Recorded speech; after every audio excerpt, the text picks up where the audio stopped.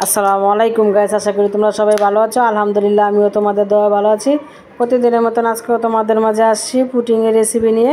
পুটিংয়ের ফুল recipe দিব, তোমরা দেখো। ইনশাল্লাহ ভালো লাগলে লাইক কমেন্ট শেয়ার করো। এতে দেখো আমি এখানে 2 কেজি খাঁটি গরুর দুধ নিয়েছি, নিয়ে চুলায় বসিয়ে দিয়েছি। এটাকে বলক আসা পর্যন্ত অপেক্ষা থাকবে। যে দেখো বলকে গেছে হালকা করে, এখন আমি নেড়ে চেড়ে দিব। এটাকে বারবার নেড়ে চেড়ে দিবে। তোমরা চাইলে একটু পর পরও নেড়ে চেড়ে দিতে পারো। আমি দাঁড়িয়ে থেকে এটা জাল করে নিব। আমি অনেকটাই কমিয়ে নিব, দেখো একদমই কমিয়ে নিব। 2 কেজি দুধে 1 কেজির মতন করে নিব। এ তো দেখো অনেকক্ষণ ফুটিয়ে নিচ্ছি। তো 2 কেজি দুধকে আমি 1 কেজি করে নিয়েছি। এই তো কিছুক্ষণ জাল করে আবারও তোমার নামিয়ে নিব চুলার থেকে আমি। এই তো দেখো ভালো মতন করতে এটা জাল করতে হবে, ভালো মতন জাল না করলে হবে না। এই তো আমি চুলাটা অফ করে দিয়েছি। ক্যারামেল তৈরি করার জন্য কড়াই বসিয়ে দিয়েছি। 1.5 কাপ দিয়ে দিচ্ছি চিনি। আমি লাস্টে আরও 1 কাপ তোমার অ্যাড করব। 1 কাপ দিয়ে দিব এই কাপের পানি। ক্যারামেলটা ধৈর্য ধরে খুলতুম, একটু জাল করতে হবে, তাহলে ক্যারামেলটা সুন্দর হবে, নিচে দিয়ে পুড়বে না। অনেকে চিনিটা দলা দলা দিয়ে যায়, আমার চিনিটা কিন্তু দলা দলা দেয় নেই। দলা দলা দিলেও সমস্যা নেই, এটা নাড়তে নাড়তে গলে যাবে, তোমার টেনশন নেই। একটু দাঁড়িয়ে থেকে ধৈর্য ধরে করবে, তাহলে কালারটা অনেক সুন্দর আসবে।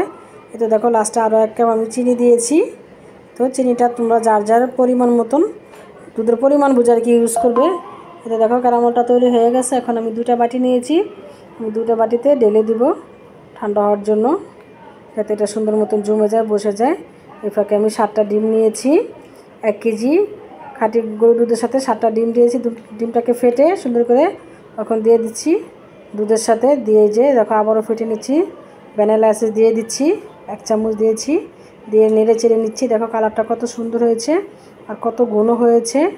এখন আমি ছেঁকে তোমার একটা একটা করে 2 বাটিতে দিয়ে দিব। এই তো দেখো এই বাটিতে দিয়ে দিচ্ছি ফার্স্টে, দিয়ে এখন আরেকটা বাটিতেও আমি দিয়ে দিব। দিয়ে আমি 2 চুলায় বসিয়ে দিব। এটা স্টিলের বাটি, যে ক্যারামেলের কালারটা বোঝা যায় না। তোমরা তো ওইভাবে কড়াইতে দেখাইছি, বুঝতে পারছো কালারটা কত সুন্দর হয়েছে। ঢাকনা দিয়ে ঢেকে দিয়েছি। একটা বসাবো ইলেকট্রিক চুলায়, একটা বসাবো এলপি গ্যাসে। এসে দেখো আমি পুঁতা দিয়ে দিয়েছি, একটা পাথর দিয়ে দিয়েছি যাতে নড়াচড়া কম হয়।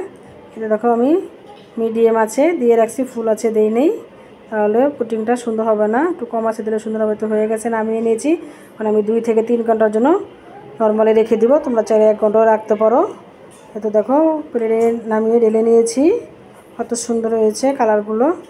যদি পুটিংয়ের রেসিপি তোমাদের ভালো লাগে, লাইক কমেন্ট শেয়ার করো। আল্লাহ হাফেজ।